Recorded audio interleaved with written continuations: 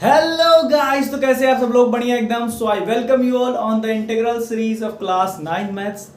और ये है रेशनलाइजेशन का लेक्चर नंबर 2। यार पिछले लेक्चर में हमने देखा कि किस तरीके से रेडिकल बेस्ड आइडेंटिटीज हमको आनी चाहिए, तभी रेशनलाइजेशन हम लगा पाएंगे। तो चलिए आज हम बात करने वाले हैं रेशनलाइजेशन क्या है, हम उसे करते क्यों हैं, उसका यूज क्या है और रेशनलाइजेशन फैक्टर क्या है। तो कॉपी ओपन निकाले, मेरे साथ नोट्स बनाना स्टार्ट करिए, क्योंकि यार बेस्ट मेमोराइजिंग पावर लिखने से ही आती है। तो हेडिंग लगाएंगे मेरे साथ, रेशनलाइजेशन। रेशनलाइजेशन स्पेलिंग गलत हो यार तो मतलब माफ कर है क्या रेशनलाइजेशन। यार कभी आप इतना सारा मैथ सॉल्व किए होंगे, मे भी ना मिला हो बट मुझे मिला। क्या होता है, कभी कभी हमारे डिनोमिनेटर में स्क्वायर रूट आ जाते हैं। जैसे एग्जांपल है, जैसे मान लीजिए मैं लिख दूं 3 + 2√2/2 सॉरी रूट। अब आप देख सकते हैं यहाँ पर डिनोमिनेटर में √2 है। अब मैं कहूँ इसको सिंप्लीफाई कीजिए तो आप कहेंगे नहीं ये तो सिंप्लीफाई होगा नहीं। जी हाँ, मोस्ट ऑफ द लोग ये कहेंगे ये तो सिंप्लीफाई नहीं होगा। तो कैसे करें? तो इसी को सिंप्लीफाई करने के लिए रेशनलाइजेशन लाएगा। ठीक है, रेशनलाइजेशन प्रोसेस कहता क्या है कि if the denominator is an square root, ठीक है, तो उसके न्यूमरेटर और डिनोमिनेटर को अगले उसी के स्क्वायर रूट से मल्टीप्लाई और डिवाइड कीजिए। ठीक है, मैंने क्या कहा मैं आपको बताता हूँ। उसी स्क्वायर रूट से उसके न्यूमरेटर को मल्टीप्लाई और उसको न्यूमरेटर को मल्टीप्लाई कीजिए, न्यूमरेटर और डिनोमिनेटर। उससे क्या होगा, इट विल बी लाइक √2 3 + 2√2/2। अब ये एक सिंप्लीफाइड मेथड है, बहुत लोग सोच रहे होंगे। जी हाँ, यही है, सही है, ये सिंप्लीफाइड मेथड है, मतलब हम इसको ऐसे कर सकते हैं। तो मैंने किया क्या, यहाँ मैंने उसी के रूट से ऊपर नीचे मल्टीप्लाई किया। ऊपर नीचे का मतलब न्यूमरेटर और डिनोमिनेटर, ठीक है, जिसकी वजह से √2 × √2 हो गया। अब वो कहेंगे ये कैसे हुआ, तो अगर आपने पिछला लेक्चर नहीं देखा तो आपको समझ नहीं आ रहा होगा। पिछले लेक्चर में हमने रेडिकल के आइडेंटिटीज पे पूरी तरीके से बात की थी, उसके ऊपर सॉल्यूशन, उसके ऊपर एप्लीकेशन सब किए हैं। तो ये देखिए, मैंने दूसरी आइडेंटिटीज √a × √a आएगा किस प्रकार, अगर यहाँ स्क्वायर रूट है इंटू स्क्वायर रूट, तो स्क्वायर रूट कैंसिल हो जाता है। कैसे, इसका फिर से बता देते हैं। वैसे यहाँ देखिए √2 × √2, यानी 2 को 1/2 लिख सकता हूँ, इंटू 2 को 1/2 लिख सकता हूँ। इसको ऐसे लिख सकते हैं, हाँ है ना। बेस सेम है, बीच में मल्टीप्लिकेशन है, पावर ऐड होगा, तो 2 की power ½ + ½ which is nothing but 2 की power 1 which is nothing but 2। Hence √2 × √2 की वैल्यू 2 आएगी। क्या समझ में आया क्या? ठीक है, तो हम रेशनलाइजेशन के बारे में बात करते हैं ना, इसको देखते हैं। नहीं देखा है तो टाइप कीजिए integral classes rationalisation lecture number 01, आपको मिल जाएगा। बहुत ही शानदार से पढ़ाया गया है इसमें, उसका एप्लीकेशन भी कराया गया है। ठीक है, तो रेशनलाइजेशन का प्रोसेस किस लिए करते हैं, ताकि हम जो रेडिकल डिनोमिनेटर में आ गए हैं उसको सिंप्लीफाई कर पाए। डिनोमिनेटर को बेसिकली याद रखिए, जब कोई फ्रैक्शन डिनोमिनेटर थोड़ा बढ़िया दिखता है ना, तो उसको सिंप्लीफाइड मैनर माना जाता है, बहुत ज़्यादा वो नहीं होता है। ठीक है, तो ये तो मैंने एक बहुत ही आसान से एग्जांपल लिया था। अब मैं अगले एग्जांपल की बात करता हूँ, तो उससे पहले इसको मिटा देते हैं, है ना।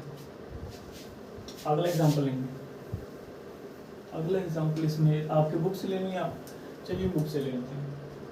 अगला एग्जांपल ध्यान से देखिए, मान लीजिए 1/2 + √3।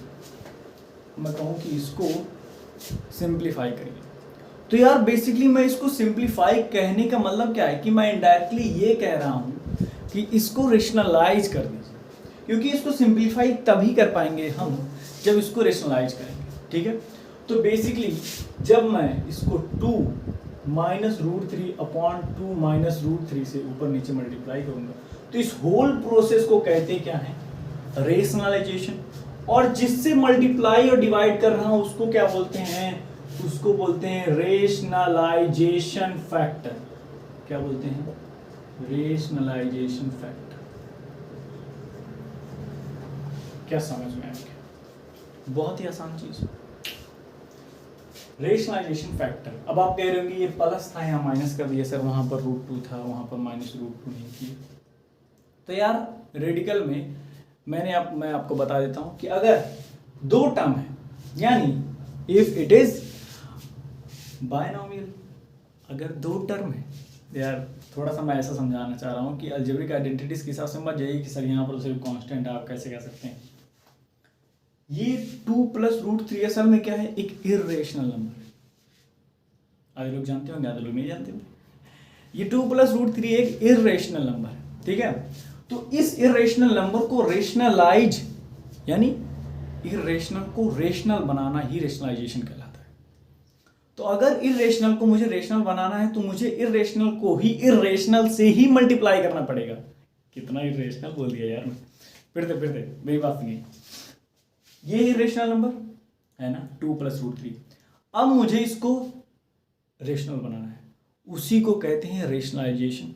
अब इसको रेशनल बनाने के लिए मैं इसको खुद एक इर्रेशनल से मल्टीप्लाई करूंगा, क्योंकि एक लॉ है क्या कि if we multiply a irrational number to an irrational number it gives an rational number। तो उसी पे बेस्ड रेशनलाइजेशन प्रोसेस है, ठीक है। ज़्यादा मत सोचिए, बस इतना सोचिए आप कि अगर आपका डिनोमिनेटर इर्रेशनल नंबर है तो उसको सिंप्लीफाई करने के लिए आपको उसको रेशनल बनाना पड़ेगा, तभी आप उसको सॉल्व कर पाएंगे। ये तो बहुत आसान है यार। मोस्ट ऑफ द केसेस में बहुत हार्ड न्यूमेरिकल्स आ जाते हैं, तब आपको रेशनलाइज करे बिना, अभी तो आप सोच पा रहे हैं कि यार ये तो सिंप्लीफाई है, ऐसे हो जाएगा वैसे हो जाएगा। कहीं पर आप सोचने में दिक्कत होगी तो आपको ये प्रोसेस ही लगाना पड़ेगा कि लेट मानते हैं इसको फैक्टर से, रेशनलाइजेशन फैक्टर से ऊपर नीचे डिवाइड करते हैं, तब देखते हैं क्या होता है, ठीक है। तो उसी हिसाब से यहाँ देखते हैं। अब यहाँ देख लीजिए क्या हो जाएगा, मल्टीप्लाई हो जाएगा 2 - √3। अब ये 2 + √3 एक ब्रैकेट में और एक ब्रैकेट में 2 - √3। अब आधे लोग सोच रहे हैं कट की ही आ जाएगा। हाँ, इसीलिए तो ऊपर नीचे मल्टीप्लाई किए हैं भाई, तो फर्क पड़ेगी भाई। ऊपर नीचे मल्टीप्लाई करोगे तो कुछ फर्क पड़ेगा नहीं ना, कट के माना जाएगा, यही वैल्यू आएगी।